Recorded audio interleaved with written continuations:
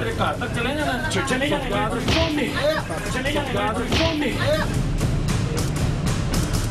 شرم ہو election commission والوں، resign نہیں کیا تم نے؟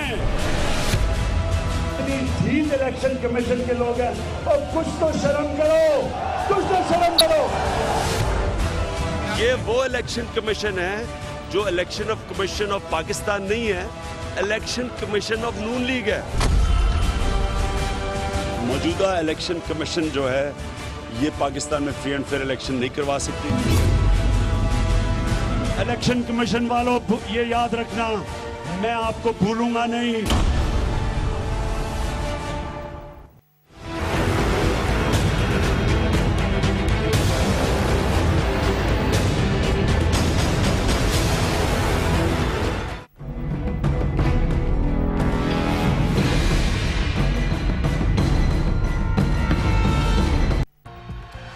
بسم اللہ الرحمن الرحیم، السلام علیکم ناظرین، دنیا نیوز پر آپ دیکھ رہے ہیں پروگرام نقطہ نظر۔ میں ہوں آپ کا میزبان محمد اجمل جامی، میرے ساتھ تشریف رکھتے ہیں مجیب الرحمان شامی صاحب۔ شام صاحب، آج ہم سب سے پہلے تو بات کریں گے توہین آمیز مواد کے حوالے سے جو اہم کیس چل رہا ہے اسلام آباد ہائی کورٹ میں، جو حکم جج صاحب نے جاری کیا کہ فوری طور پر بلاک کی جائیں تمام ایسی ویب سائٹس جو ایسے مواد کو شائع کرتی ہیں۔ پھر ہم ذکر کریں گے کچھ انتخابی اصلاحات کا کہ بنیادی طور پر الیکشن کمیشن آف پاکستان اور تحریک انصاف کے درمیان تنازعہ ہے کیا، اور انتخابی اصلاحات کا عمل خواب بن کر کیوں رہ گیا ہے۔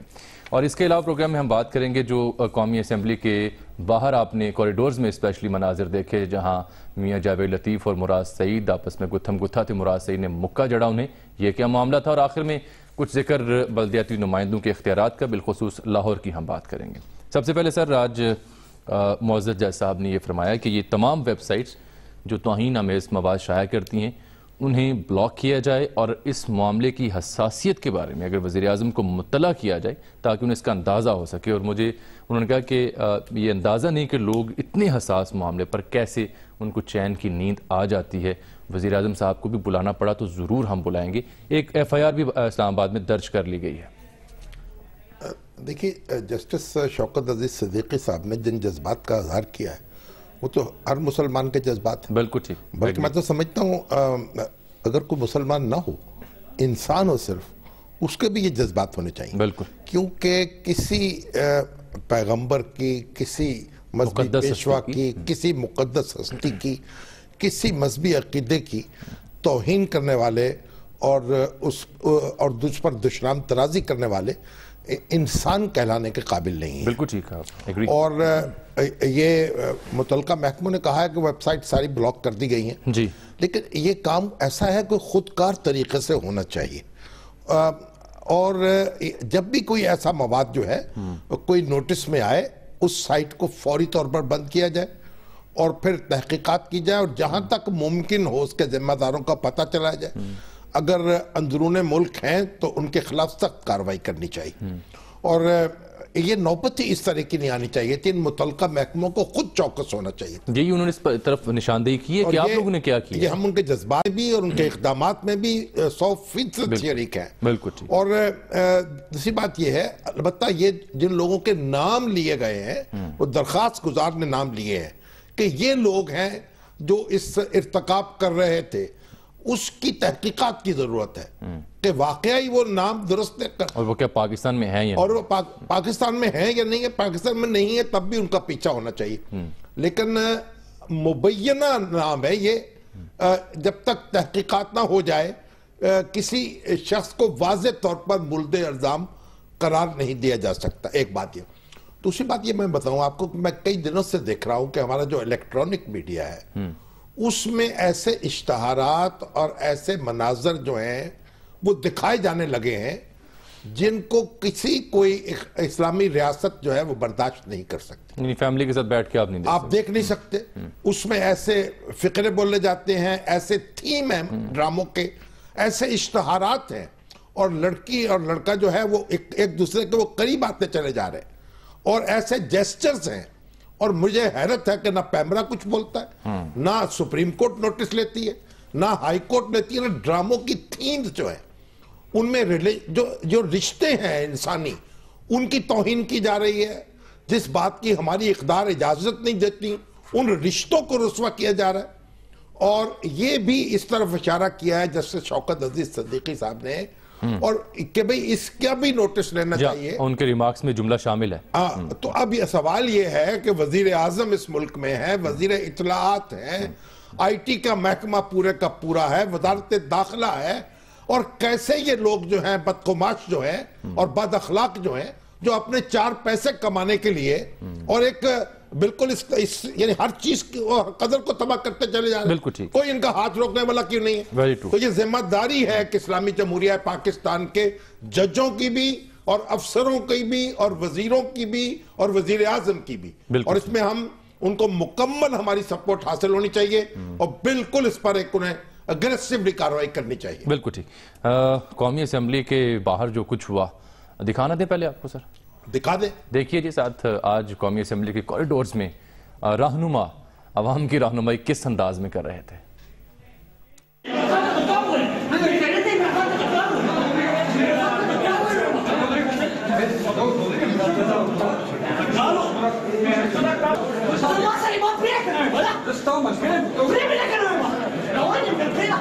چپ چپ نکلو ذرا باہر.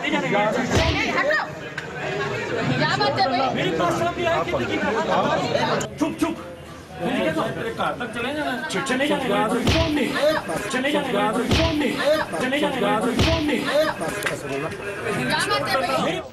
باہر آیا مجھے کہتا کہ میرا غدار ہے, میں نے چوڑیاں پہنی ہے.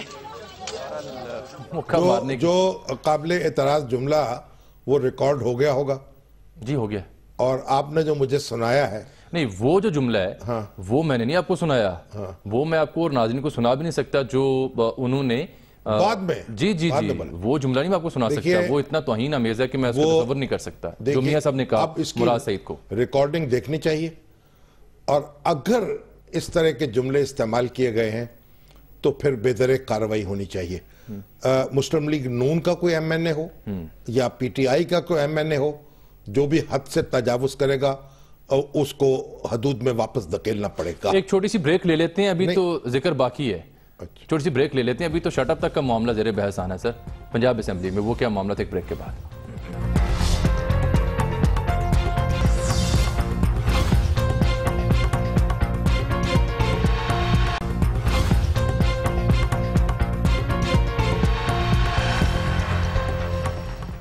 ویلکم بیک ناظرین. شام صاحب دکھانا تھے آپ کو مراد سعید صاحب نے کیا کہا, چلیے جلدی سے دکھا لیں. دیکھیں کہ جیسے ہم ہمیشہ کسی پروگرام سے نکلتے ہیں یا کسی سیشن سے نکلتے ہیں, میں نکل رہا ہوں, مجھے میاں جاوید لطیف صاحب پکارتے ہیں, کہتے ہیں کہ میں نے آپ کو غدار نہیں کہا, آپ کے لیڈر کو غدار کہا, اور اس کے ساتھ گالی دی, جو کہ آپ کی یہ جو سی سی ٹی وی فوٹیج جب آپ نکالیں گے تو اس میں وہ بھی آ جائے گی. گالیاں شروع کر دی اور اس کے ساتھ ساتھ کہا کہ آپ کے لیڈر کو غدار کہا. لیکن اب جب پاناما کا فیصلہ آنے والا ہے, اور اس کے بعد جو میں اشارہ کرا تھا, جو انہوں نے ان کو پہلے جو بات کی اس کے بعد جو فوری موقع جس پہ آیا وہ بات بھی قابل اعتراض ہے. اس معاملے کے بعد جو میاں جاوید لطیف صاحب نے میڈیا سے گفتگو کرتے ہوئے الزام عائد کیا وہ تو نشر کرنے قابل نہیں ہے. میاں جاوید لطیف صاحب نے جو بات کہی ہے میڈیا سے گفتگو کرتے ہوئے, آپ نے سن لی ہے, ویسے ناظرین کو نہیں ہم دکھا, میں نے سن لی ہے, آپ نے بھی سن لی ہے, وہ ریکارڈ ہو چکی ہے. وہ اتنی شرمناک گفتگو ہے کہ میرا خیال ہے کہ اگر وزیر اعظم پاکستان سن لیں تو ان کو بھی ان سے استعفیٰ طلب کرنا چاہیے اور ان کو پارٹی سے نکال دینا چاہیے. یہ میاں جاوید لطیف صاحب جو ہیں اگرچہ ایک سینئر آدمی ہے مسلم لیگ نون کے, لیکن اس گفتگو کے بعد یہ اس قابل نہیں ہے کہ کسی سیاسی جماعت کی یا عوامی نمائندگی کا اہل ہوں. پارلیمنٹ میں بات مجھے انتہائی افسوس ہوا ہے, انتہائی شرمندگی ہوئی ہے, اور انتہائی میں نے ایک ذلت کا احساس مجھے خود اپنے طور پر ہوا ہے. پارلیمنٹ میں تو کہہ رہے تھے نا کہ آپ کے لیڈر غدار ہے, سیون نافرمانی کی بات شروع, وہاں سے معاملہ شروع جو گفتگو بعد میں کی ہے وہ بڑی بہت ہی قابل اعتراض.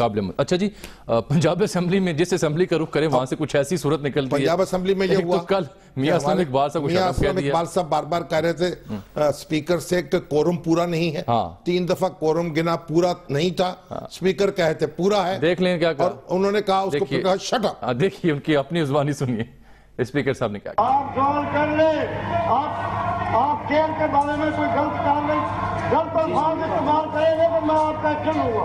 اسے tell you, be careful, shut up. رکھیں, آپ تشریف رکھیں, آپ کا سوال ہے, یہ کوشچن آپ کا. شامی صاحب یہ کیا ایک پرانے پارلیمنٹیرین ہیں، پرانے پارلیمنٹیرین ان کے بیٹے ہیں اور بڑے قابل احترام ہیں، لیکن جو انہوں نے لفظ ادا کیے وہ بھی بڑے افسوسناک ہیں. میرا خیال ان کو اس پہ معذرت کر لینی چاہیے، اس میں کوئی مذاق نہیں ہے. تو یہ ہارون سلطان صاحب کیا کر رہے ہیں؟ ہارون سلطان وزیر صوبائی، وزیر ہاؤسنگ اربن ڈیولپمنٹ پبلک، انہی کی پارٹی کے خاتون رکن ان سے سوال کر رہی تھی. یہ نگہت شیخ صاحب ہیں، اور انہوں نے کہا کہ آپ مجھے چیمبر میں آ کے ملیں تو میں آپ کو جواب دوں گا اس کا. کمال ہے. وہی بات جو سندھ اسمبلی میں ہوئی تھی، ذرا مختلف رنگ میں یہاں ہوئی. نہیں، پھر عظمیٰ بی بی کھڑی ہیں، ان کا بات فلور پہ ہوئی، یہی بات کریں، یہ کیا بات کر دیا؟ اور پھر ان کو معافی مانگنی پڑی. یہ بھی انتہائی افسوسناک ہے.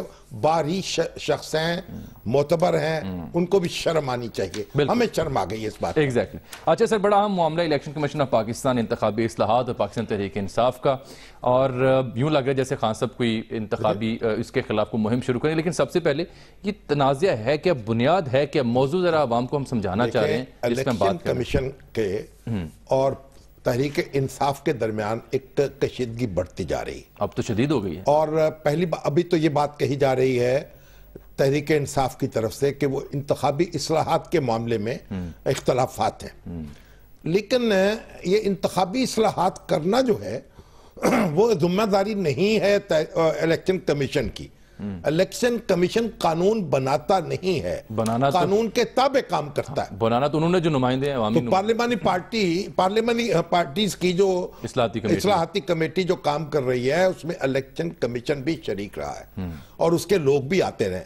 وہاں شیری مزاری صاحبہ نے ان کے اوپر الزام لگا دیا کہ آپ پری پول ریگنگ کا پروگرام بنا رہے ہیں. اس پر وہاں برفروختہ ہو گئے اور الیکشن کمیشن نے وڈرا کر لیا. اب عارف الوی صاحب یہ کہتے ہیں کہ انہوں نے اس پہ معذرت کر لی تھی اور الفاظ واپس لے لیے تھے. اگر ایسا تھا تو پھر الیکشن کمیشن کے ارکان جو تھے ان کو بھی معذرت قبول کر لینی چاہیے تھی. اب اس سے لیکن اب یہ جو خان صاحب کہتے ہیں کہ میں کمپین چلاؤں گا، اور یہ جو انتخابی اصلاحات کا بھی معاملہ ہے، اور بعض حلقوں نے میری توجہ اس طرح مبذول کرائی ہے کہ تحریک انصاف کا ایک مقدمہ چل رہا ہے وہ اکبر الیکشن کمیشن میں جو انہوں نے درخواست دی ہوئی ہے ان کے مالی امور کے بارے میں. جی، فنڈنگ کا گویا جب ایک خاص ایک مقدمہ چل رہا ہو تو پھر تو الیکشن کمیشن کے بارے میں گفتگو کرنے میں بڑی احتیاط ہونی چاہیے. بالکل. اچھا جی، بریک کا وقت بھی آن پہنچا، لیکن میں چاہ رہا ہوں آپ کو خان صاحب کے کچھ بیانات اور پھر عارف الوی صاحب نے جو اعتراضات ہیں پھر ان کا جواب لیں گے، پھر اس مقدمے کے بارے میں. پہلے دیکھیں خان صاحب کیا فرما رہے ہیں. شرم ہو الیکشن کمیشن والوں، ریزائن نہیں کیا تم نے. ٹھیک الیکشن کمیشن کے لوگ ہیں اور کچھ تو شرم کرو، کچھ تو شرم کرو. یہ وہ الیکشن کمیشن ہے جو election of commission of Pakistan نہیں ہے، election commission of Noon League ہے. موجودہ الیکشن کمیشن جو ہے یہ پاکستان میں فری اینڈ فیئر الیکشن نہیں کروا سکتی. الیکشن کمیشن والوں یہ یاد رکھنا، میں آپ کو بھولوں گا نہیں. تو عارف الوی صاحب کو اب آپ یہ سن لیں کہ یہ الیکشن کمیشن جو ہے اس کے جو چیف ہیں سردار رضا صاحب انتہائی قابل احترام جج ہیں سپریم کورٹ کے ریٹائرڈ. اور جب یہ ان کو مقرر کیا گیا سیاسی جماعتوں کے اتفاق رائے سے مقرر کیا گیا، تحریک انصاف بھی اس میں شامل تھی، اس نے بھی اس پہ اعتراض نہیں کیا، اور جو ارکان جو ہیں اس کے وہ بھی اتفاق رائے سے مقرر کیے گئے. یعنی یہ وہ الیکشن کمیشن ہے جس پر اس طرح کی تنقید کی جا رہی ہے. یعنی اس کو تنقید کہنا بھی میرا خیال ہے کہ بہت مشکل ہوگا. کل عارف الوی صاحب جو ہیں وہ کامران خان صاحب سے گفتگو کر رہے تھے، ان سے پوچھا کہ آپ کا مسئلہ ہے مسئلہ تو وہ سن لیں، پھر بریک لیتے ہیں، پھر واپس آتے ہیں مہمانوں کے ساتھ. لیکن پہلے دیکھیے عارف الوی صاحب نے کیا کہا. ایک تو الیکٹرانک ووٹنگ مشینز کا سارا کام ہم نے کیا، اسپیسیفکیشنز تیار کی، سارا پروجیکٹ الیکشن کمیشن کو دیا اور انہوں نے بڈز منگائے. مگر اس کے بعد پھر ان بڈز کو بھی تقریباً 8-10 مہینے ہو گئے پورا سپیکس کے ساتھ. انہوں نے کسی انداز سے بیوروکریٹک ڈیلیز کے اعتبار سے مجھے لگتا ہے کہ اب الیکٹرانک ووٹنگ مشینز کا معاملہ کھٹائی میں پڑ گیا. اسی طرح سے بائیو میٹرک آئیڈینٹیفیکیشن والا معاملہ بھی اب صرف اتنا تقریباً نظر آ رہا ہے کہ یہ ان الیکشنز کے اندر چند جگہوں پر یہ صرف ٹیسٹ رن کر لیں گے. दो बातें। तीसरी बात, इन तीनों चीज़ों का मैं चेयरमैन था सब कमेटी का। तीसरी बात ओवरसीज़ पाकिस्तानीज़ के वोटिंग के हवाले से, अब नादरा ने भी एक प्रपोजल दिया है, उसको भी 2-2.5 महीने डिले हुआ। ये सारे जो डायनेमिक प्रपोजल्स थे जिसकी बुनियाद पर इलेक्शंस के अंदर साफ और शफाफ इलेक्शंस होने का इम्कान है। एक ब्रेक, वापस आते हैं इसी मौजू के साथ।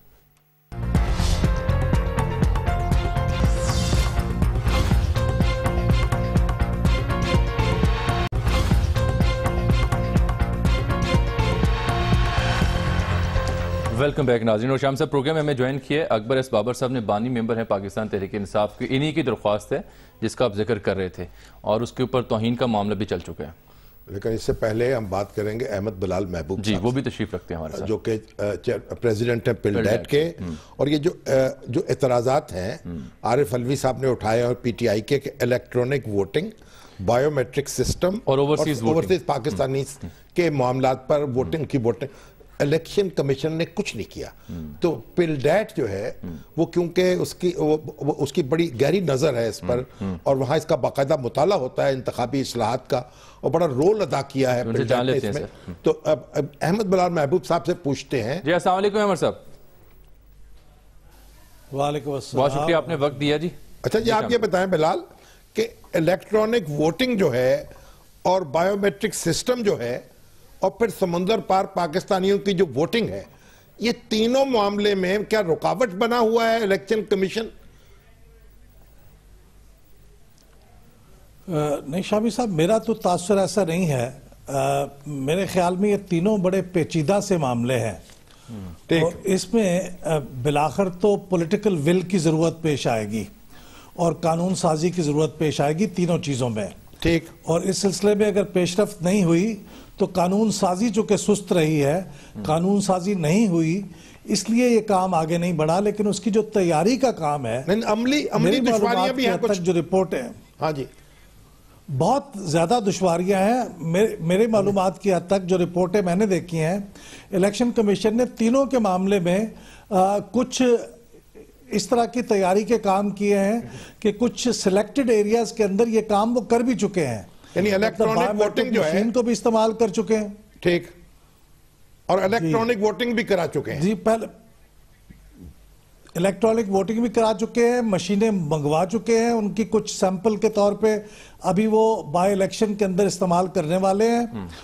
बायोमेट्रिक इस्तेमाल कर चुके हैं, और ओवरसीज पाकिस्तानी के वोटिंग का भी 8 गैर मुल्की हमारे सफारत खानों के अंदर इसका एक तजुर्बाती सा काम कर चुके हैं। तो ये तीनों के बारे में इन्होंने रिपोर्टें बना ली हैं, और ये रिपोर्टें इन्होंने पार्लिमानी कमेटी को पेश कर दी थी, जिस कमेटी की सरबराही आरिफ अलवी साहब कर रहे थे, उसको भी पेश कर चुके हैं और पूरी कमेटी को पेश कर चुके हैं। अब इन्होंने फाइनल फैसला करना है कि तकरीबन बायोमेट्रिक और इलेक्ट्रॉनिक वोटिंग मशीन्स के ऊपर कोई 1 ट्रिलियन रुपए का तखमीना है। अच्छा, 1 ट्रिलियन रुपए। 1 ट्रिलियन रुपए क्या वो मुख्तस कर सकते हैं? नहीं, 1 ट्रिलियन अगर वो कर भी दें, एक 100 अरब रुपए होते हैं या 1000 अरब रुपए होते हैं? 1000 बिलियन हुए जी, 1000 अरब रुपए, 1000 अरब रुपया जी, दरकार है, ट्रिलियन रुपए ये चाहिए जी। ये इलेक्ट्रॉनिक वोटिंग मशीन चाहिए, बायोमेट्रिक मशीन चाहिए, उनकी ट्रेनिंग चाहिए, उसके लिए इंफ्रास्ट्रक्चर चाहिए, और ये कर भी दें तो ये एक इलेक्शन में तो होगा नहीं, कभी भी नहीं हो सकता। इसको बतदरीज करना पड़ेगा। हिंदुस्तान ने भी 3-4 इलेक्शनों के अंदर बतदरीज इसको पूरे इलेक्शन पे फैलाया है, तो पाकिस्तान में भी एक जस्त में ये नहीं हो सकेगा। अच्छा, ये जो अंगूठे के जो बायोमेट्रिक जो शनाख्त है, ये हमारे जो देहाती हैं, और खुद मेरा अंगूठा जो है वो कलम पकड़ते पकड़ते घिस गया है और उस पर शनाख्त नहीं हो पाती। जब मैं कहीं बाहर जाता हूँ एयरपोर्ट पे बड़ी मुश्किल होती है। हमारे देहाती जो हैं, जो काम करते हैं मुशक्कत, इनके अंगूठे घिसे हुए नहीं है कि वो इनकी शनाख्त हो जाएगी आसानी से? जो तजुर्बा किया गया था उसमें यही बात सामने आई थी। एक तो ये था कि जो अपने हाथ से काम करने वाले लोग हैं, आप तो कलम पकड़ते हैं, कई लोग हल चलाते हैं बेचारे, कई कस्सियां चलाते हैं, देहात में ये काम और भी ज्यादा है, तो उनके अंदर ये प्रॉब्लम पाया गया कि उनका अंगूठे के ऊपर वो निशानात घिस गए थे। تو ان کی انگوٹھوں کے ذریعے سے شناخت کرنا ان کی ممکن نہیں تھا، یہ انہوں نے دیکھا۔ پھر ایک تو یہ گھس گئے تھے، دوسرے بات یہ تھے کہ اکثر لوگ ایسے بیک گراؤنڈ سے آتے ہیں کہ وہ اتنے صاف نہیں ہوتے انگوٹھے کے نشان، تو اگر اس کے اندر مٹی وٹی لگی ہوئی ہو تو پھر بھی یہ شناخت کرنے کا مسئلہ ہوتا ہے۔ پھر اس کا مسئلہ یہ ہے کہ اس کو نادرا کے ساتھ کنیکٹ ہونا ہے، تو انٹرنیٹ کے ذریعے ملک کے اندر جو 2 لاکھ کے قریب پولنگ بوتھ ہیں وہاں سے کنیکشن بیک وقت جا رہا ہوگا، تو ہمارا انفراسٹرکچر بھی اتنا مضبوط نہیں ہے کہ اس کے ذریعے سگنل جائیں، پورے ملک میں تو بہت سے مسائل ہیں جن کا سامنا ہوا۔ تو 40% کے قریب جو بایو میٹرک کے نشانات تھے وہ ویریفائی نہیں ہو سکے تھے جب انہوں نے ہری پور کے اندر کوئی 30 پولنگ سٹیشنوں کے اندر یہ ایکسپیریمنٹ کیا تھا، تو یہ کامیاب نہیں تھا کیونکہ 40% کے قریب تو ویریفائی نہیں ہو سکے تھے۔ اور اوورسیز پاکستانیز جو ہیں ان کی ووٹنگ کا معاملہ جو ہے اب وہ بھی کوئی آسانی سے حل نہیں ہونے والا۔ انڈیا میں بھی میں کہا مودی صاحب اس میں لگے ہوئے ہیں لیکن ابھی تک کچھ پیش رفت نہیں ہو سکی۔ جی میں انڈیا میں کہ انڈین الیکشن کمیشن کی ایک کانفرنس میں گیا تھا تو وہ کہنے لگے کہ موجودہ حکومت جو انڈیا کی ہے وہ بہت کین ہے اور بہت دباؤ دے رہی ہے کہ اس کے لیے کوئی انتظام کیا جائے، لیکن وہاں کا الیکشن کمیشن بھی بہت پریشان تھا کہ اس کے لیے کیا ایک ایسا تسلی بخش انتظام کیا جائے، کیونکہ ایک ہی تسلی بخش انتظام ہے، وہ ہے پوسٹل بیلٹس کا۔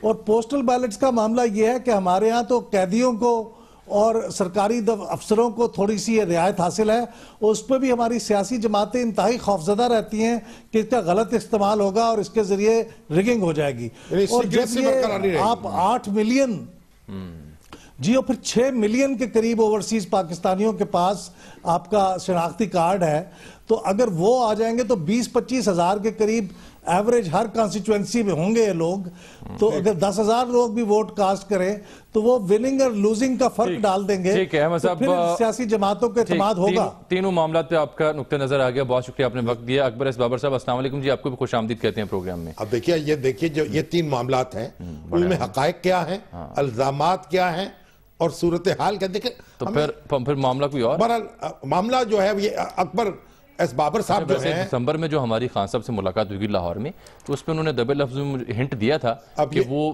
الیکشن کمیشن کے خلاف کو بڑا احتجاج کا پلان۔ اکبر صاحب آپ تو اب تک بھی پی ٹی آئی میں شامل ہیں یا آپ کو استعفیٰ دے چکے ہیں یا نکالے ہوئے ہیں؟ بسم اللہ الرحمن الرحیم، شامی صاحب بہت شکریہ۔ نہیں میں بالکل دیکھیں ہم پاکستان تحریک انصاف کے والدین میں سے ہیں، ہم نے یہ پارٹی بنائی ہے، تو اس کو چھوڑنے کا یا نکالے جانے کا تو کوئی سوال ہی پیدا نہیں ہوتا۔ عمران خان یہ دعویٰ کرتے ہیں اور مجھے خوشی اس بات کی ہے کہ ابھی جو اسلام آباد ہائی کورٹ نے آرڈر کیا ہے اس میں لوکس ٹینڈائی یعنی میری ممبرشپ کا سوال بھی اٹھایا کہ الیکشن کمیشن کو حکم دیا کہ آپ اس پہ بھی فیصلہ صادر کریں، تو انشاءاللہ اس پہ بھی فیصلہ آ جائے گا اور یہ ثابت ہو جائے گا کہ میں بدستور پاکستان تحریک انصاف۔ آپ بتائیے کہ آپ چاہتے کیا ہیں الیکشن کمیشن سے؟ دیکھیے میں اگر آپ اس کیس جو نومبر 2014 میں نے کیا، اس کا جو بڑا مقصد تو یہ ہے کہ ہم چونکہ تحریک انصاف ایک تبدیلی کی جماعت تھی تو ہم نے اصلاح اپنے سے شروع کرنا تھا، تو جو قوانین ہیں الیکشن کے یعنی جو فنڈنگ آتی ہے کروڑوں اربوں روپے کی، وہ قانونی ذرائع سے آئے، اس میں کرپشن نہ ہو اور وہ جس مقصد کے لیے آئے اسی مقصد کے لیے استعمال ہو۔ تو بنیادی میرا مقصد یہ تھا کہ ہم نے اس کی اصلاح کرنی تھی اپنے سے، اور اس کی میں نے نشاندہی ستمبر 2011 میں خان صاحب کو لکھ کے کی، اسی پہ اختلافات ہوئے، اسی پہ وہ بھپر گئے۔ تو خیر میں نے بہرحال نومبر 2014 میں یہ کیس کیا، اور اس میں معاملہ یہ ہے کہ اربوں روپے پاکستان تحریک انصاف کے پاس آئے ہیں جو غیر قانونی ذرائع سے آئے ہیں، جو امریکہ سے غیر قانونی ذرائع سے آئے ہیں، 2 آف شور کمپنیاں وہاں رجسٹر کی ہیں، برطانیہ میں ایسے بینک اکاؤنٹس ہیں جو آج بھی وہاں پیسہ جمع ہو رہا ہے جو الیکشن کمیشن کے سامنے ڈکلیئر نہیں کیے گئے، مشرق وسطیٰ سے کروڑوں روپے پاکستان تحریک انصاف کے ملازمین کے اکاؤنٹس میں آئے ہیں، ہنڈی کے ذریعے آئے ہیں، اور یہ تمام وہ چیزیں ہیں جو اب ثابت ہو چکی ہیں۔ میں کیوں کہہ رہا ہوں ثابت ہو چکی ہیں؟ وہ اس لیے کہ جب میں نے کیس کیا اور 1 اپریل تک الیکشن کمیشن نے تمام جو آڈٹ رپورٹس تھیں اس کا جائزہ لیا جو پاکستان تحریک انصاف نے جمع کرائی تھی، سالانہ جو جمع کرانا ہوتا ہے، تو جب اس کی انہوں نے جائزہ لیا تو انہوں نے اپنے آرڈر میں لکھا 1 اپریل کے کہ آپ نے وہ تمام تفصیلات فورن فنڈنگ کی سورسز اینڈ ڈیٹیلز اپنی آڈٹ رپورٹس میں نہیں پیش کی، اور وہ اس کو جمع کرائیں، آپ پیش کریں۔ یہاں سے معاملہ بگڑا جب انہوں نے اب 2 سال ہو گئے پاکستان تحریک انصاف کبھی ہائی کورٹ میں جا کے آئینی بنیادوں پہ کوئی نقطہ اٹھاتے ہیں کہ ہماری یہ تشخیص نہ ہو سکے، ریویو نہ جانچ پڑتال نہ ہو سکے. اب معاملہ اس لیے پھنس گیا ہے کہ جو ثبوت میں نے دیے ہیں اور ان کے پاس جو اکاؤنٹس ہیں، جو تمام ڈیٹیلز پاکستان میں ان کے بینک اکاؤنٹس میں موجود ہیں، اگر وہ پیش کرتے ہیں تو وہ بالکل ثابت ہو جاتا ہے معاملہ. یہ لوگ تحریک انصاف یہ مدعا لیتی ہے. اب تحریک انصاف نہیں، اس وقت کیا صورت ہے؟ یہ مقدمہ چل رہا ہے نہیں چل رہا؟ اس وقت یہ مقدمہ بالکل چل رہا ہے. پچھلی 2 پیشیوں میں پاکستان تحریک انصاف نے پھر تاخیری حربے استعمال کیا اور ان کے وکیل نے یہ کہا کہ ان کی صحت ناساز ہے، جو 2 ہفتے کے لیے اس میں تعطل لائے اور اس کو تاخیر کیا. پچھلی پیشی 7 تاریخ کو تھی، اس میں پھر انہوں نے درخواست ڈال دی. معاملہ کیا ہے؟ دیکھیں، اس کو سمجھنے کی بات ہے. معاملہ یہ ہے کہ پاکستان تحریک انصاف کا مدعا یہ ہے کہ اگر ہم نے ہنڈی کے ذریعے پیسے لیے بھی ہیں، اگر ہم نے کروڑوں روپے غیر قانونی ذرائع سے لیے ہیں، اگر ہم نے اربوں روپے امریکہ یا دوسری ذرائع سے غیر قانونی طریقے سے آیا بھی ہے، تو چونکہ الیکشن کمیشن نے جب ہم نے یہ جمع کرائے اپنے آڈٹ رپورٹس، اس وقت اس کی نشاندہی نہیں کی، اس لیے یہ پاسٹ اینڈ کلوز ٹرانزیکشن ہے. اس لیے اب اس پہ آپ سوال اٹھانے کا آپ کا مجاز نہیں ہے. جبکہ الیکشن کمیشن یہ کہتا ہے کہ ہمارا آئینی اختیار ہے، ہم جب چاہیں جانچ پڑتال کریں. جس طرح منی ٹریل ہوتی ہے نا، اب یہ پاناما میں کہتے ہیں 40 سال کی منی ٹریل پیش کرو. ٹھیک ہے جی، بہت شکریہ سر، آپ نے معاملے کو واضح کر دیا اور اس کی وضاحت ہو گئی. بہت شکریہ سر آپ کے وقت کا. پھر کسی روز تفصیل سے بات ہوگی. اس سے آپ یہ اندازہ لگا لیں کہ پی ٹی آئی کے درمیان اور الیکشن کمیشن کے درمیان وجہ نزاع کیا ہے اس وقت؟ میرے خیال کچھ کہنے کی ضرورت نہیں ہے. ایک بریک ناظرین، واپس آتے ہیں تو پھر کوئی ذکر بلدیاتی نمائندوں کا.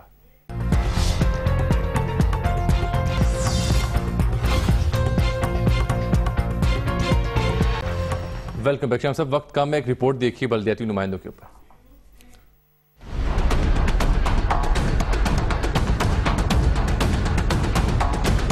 کراچی کے بعد اب لاہور کے بلدیاتی نمائندوں کا بھی وہی رونا ہے، یعنی اختیارات نہیں. جہاں وسیم اختر یہ کہتے ہوئے دکھائی دیتے ہیں کہ سندھ سرکار نے ان کے ہاتھ پاؤں باندھ رکھے ہیں، وہیں لاہور کے میئر بھی عملی طور پر ڈمی اختیارات کے حامل معلوم ہوتے ہیں. اور تو اور اب کمشنر لاہور اور میئر لاہور کے درمیان بھی دلچسپ مگر خاموش ٹسل چل رہی ہے. میئر ٹی ایم اوز جبکہ کمشنر صاحب اسسٹنٹ کمشنرز کے ذریعے اپنا لوہا منوانے کی کوشش میں مصروف دکھائی دیتے ہیں. دوسری جانب لاہور کے تمام اہم محکمے اور آمدن کے ذرائع پنجاب حکومت کی بنائی گئی کمپنیوں اور ایل ڈی اے کو سونپے جا چکے ہیں. ضلع بھر کی میٹروپولیٹن پنجاب سرکار کی ہی گرانٹس پر چل رہی ہیں. ایل ڈی اے اب لاہور ڈیولپمنٹ اتھارٹی سے بدل کر لاہور ڈویژنل اتھارٹی کا روپ دھار چکی ہے. ملحقہ اضلاع بھی اس کے دائرے اختیار میں دیے جا چکے ہیں اور لاہور سمیت پورے ڈویژن میں اہم سڑکوں کی کمرشلائزیشن فیس وصولی ضلعی حکومت اور ٹاؤن انتظامیہ سے چھین کر ایل ڈی اے کو دی جا چکی ہے. اسی طرح میٹ کمپنی بنا کر مصباح خانوں کی آمدن بھی لاہور میٹروپولیٹن یا ضلعی حکومت کے اختیار سے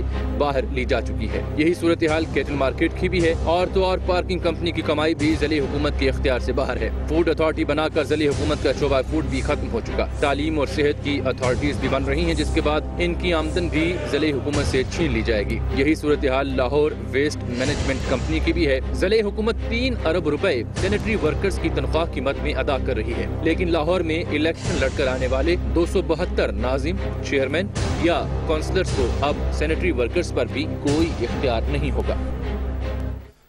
زہیب بٹ ہمارے لاہور نیوز کے پروگرام اینکر تخت لاہور کے نام سے پروگرام کرتے ہیں بنام تخت لاہور، وہ ہمارے ساتھ موجود ہیں، ان سے مزید بات کریں. زہیب السلام علیکم. وعلیکم السلام جامی.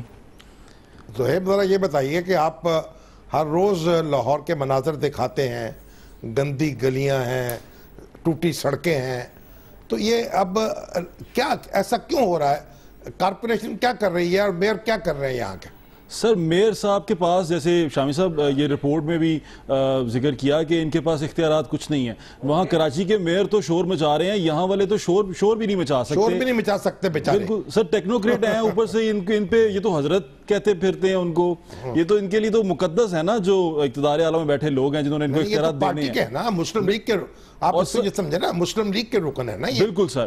اور ان کے پاس جو گراؤنڈ پہ ہے نا سر، گراؤنڈ میں یہ لوگ بیچارے منہ چھپاتے پھرتے ہیں. ان کو سمجھ نہیں آ رہی کہ ہم نے کرنا کیا, کیونکہ لوگ ایم پی ایم این اے کو تو پکڑ نہیں سکتے, وہ پکڑتے ہیں ان کو, اور یہ بیچارے وہاں سے جان چھڑا لیتے ہیں کہ ہمارے پاس اختیارات نہیں ہیں ہمیں, یا اگر ہم شو کرنے جائیں یا ہم سڑک پہ جائیں کیمرہ لے کے تو یہ کہتے ہیں جی ہم کوشش کر رہے ہیں, جی ہم نے یہ بھی کر دیا ہے, جی ہم یہ بھی کر دیں گے اور ہم یہ بھی ٹھیک کر دیں گے, لیکن ان کے پاس سوائے تجویز دینے کے, تجاویز وہاں ایوان میں دینے کے, اپنے اقتدار اعلیٰ میں بیٹھے لوگوں کو دینے کے اور کوئی اختیارات نہیں ہیں.